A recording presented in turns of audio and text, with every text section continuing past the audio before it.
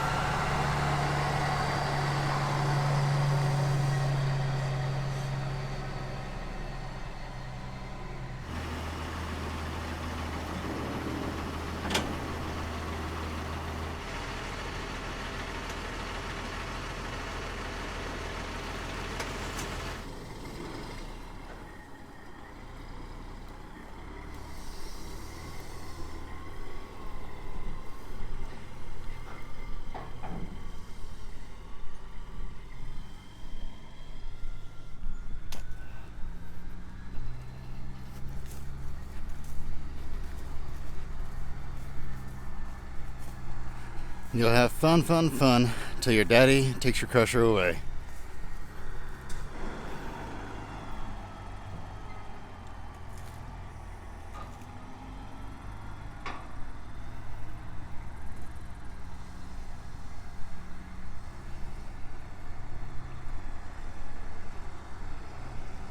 There we go. It was a little bit of a trick getting it turned around to get it out of here, but I had to move one car with the loader real quick. But we got it. There's a lot more room now leaving than there was bringing it in, so off she goes back to my dad's yard. He's gonna fire it up and start crushing cars over there. And he made it out. Hard telling when that crusher will be back in here. It may not be back in here for a long time again. I don't know. We'll start stockpiling cars again. Don't plan on putting late model stuff in here this time though. But as I process the antique stuff and get it stripped out, ready to crush, I'll start stacking it over in the trees. I don't plan on accumulating that many scrap cars before I bring it back the next time though. I'll probably wait till I have about 150 ready to go, then I'll have it brought back in.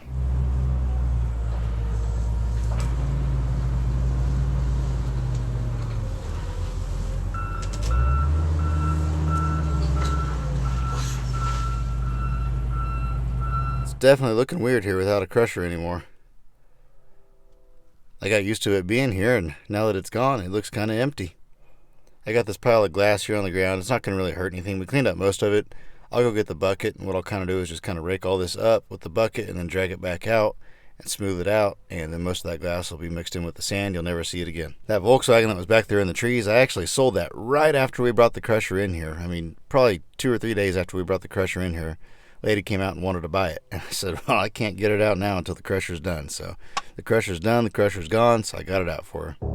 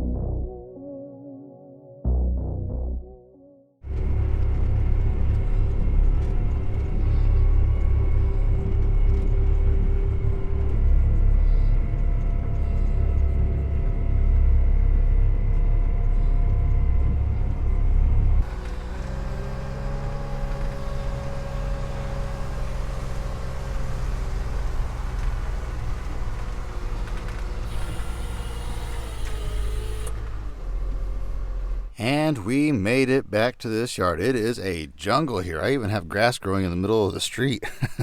It's been over 2 months since I was here with equipment. This place is overgrown. It's hard to believe I've hired so many people to cut these trees out of here, and they've been cut out of here so many times, but these elm trees are probably one of the worst things in existence. I can't think of much worse than an elm tree.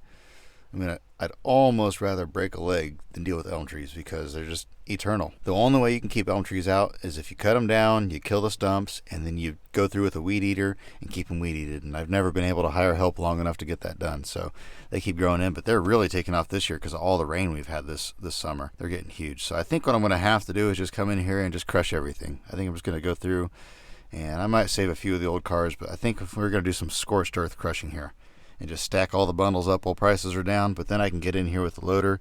I can rip all these trees out and make it a lot different in here. We're going to do things a lot different than what we used to. You know, working out at my place for the last 2 months, I've had a lot of time to think and about things, and I feel like it's time to start doing things different. I've always had these ideas in my head that someday I was going to find somebody that was willing to work that could sell antique parts on eBay and on Facebook for me and things like that. But, you know, I've never been able to find somebody that's willing to do that. And everybody says they are, and then they start on it, and then the next thing you know, I have a bunch of stuff disappear or money disappear, and then that's that. And if I can even get that, most of the time people are like, oh no, I don't even want to mess with it. Same thing with these trees. I hire people to cut them down. They'll come out here and work for 3 or 4 weeks, and then that's that, and then the trees all grow back the next year.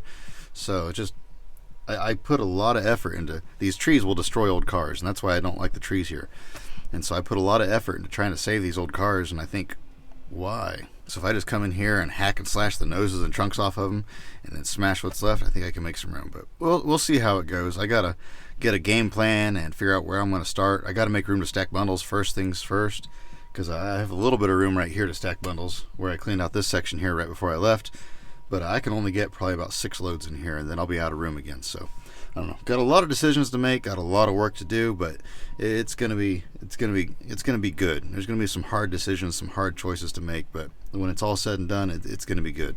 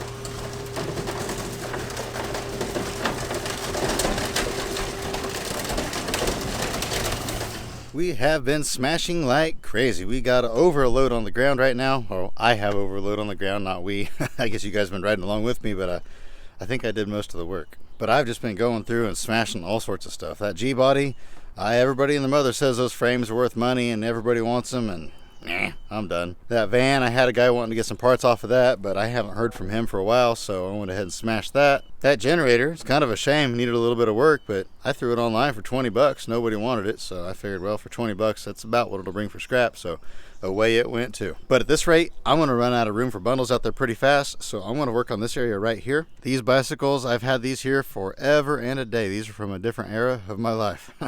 I used to save every bicycle, and I would pull the gears off of them and sell them on eBay. I would pull the cranks, and they're super easy to pull. All you do is you take your torch, you cut a hole in the bottom of the bike, and you cut the thing in half, and all of this will fall off. You heat it up, take a pipe wrench, and it pops off. And when you have it all set up to do it, it doesn't take very long at all. Then I've got these gears here on the rear. I just drop the rear wheel out. Same thing, you heat it up with a torch. You put a chain whip on going either direction on them. It breaks them loose. They come right apart. You've got a whole stack of gears there. And I would get about $1 to $2 a piece for the gears off the rear. And then this gear up here, depending on what it was, I would get anywhere from $1 up to $15 or $20 if it was kind of a cool looking gear. Ones like this right here, that's about a $15 gear, off and ready to go. And that one over there, there's some pretty cool stuff in here as far as gears go, but I thought I could find somebody else that would be willing to do that, somebody that had their own torch. Because I mean, you know, if we split it 50-50, if they would cut these off and throw them on eBay, I would supply the gears, and you know, we could both probably make $20 to $40 an hour. But I can't find anybody that wants to work that cheap, so I've got to get rid of them. There might be a couple good things in here. We'll kind of see as we go. But I'm going to take all the bicycles and I'm going to stack them on top of this car. Well, obviously not all of them are going to fit, but as many as I can. All these aluminum radiators are going to go in this truck bed. Copper radiators are going to go in that bin over there. And then I think there's actually a few catalytic converters down here I just now saw. I didn't even know these were down here. It's hard telling how long they've been here. I can't believe nobody else found them. So I'll get those loaded up in my truck and get those out of here. But yeah, I want to clean this whole area out because I can stack, you know, at least probably 2 loads of cars right here in this area.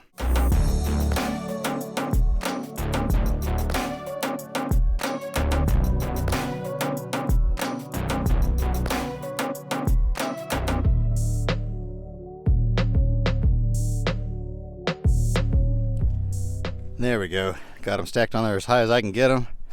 There's still a bunch in here. They're all tangled together though, these here. So what I'll do is I'll crush this car. I'll set the car back over here tomorrow. I'll come in here with the forklift to see what I can grab out of here and see if I can try to stack them on the car with the forklift.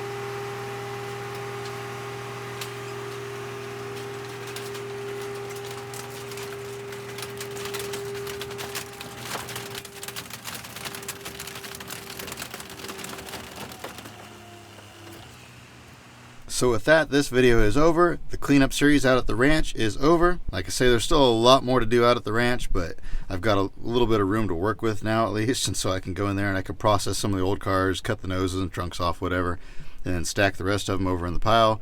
And that way, whenever I have about 100 cars or so ready, I'll take the crusher back in there again. But that'll probably be a long time. I may not have the crusher there again for who knows how long. But I believe I have a customer here already. I get to this yard and already I'm getting swarmed with customers. That's been the one nice thing about out there, is it's been about a third the number of people coming out as compared to when I'm here. So I will let you go. I hope you have an absolutely fantastic rest of your day, and remember to get out there and find an adventure. We'll see you on the next one.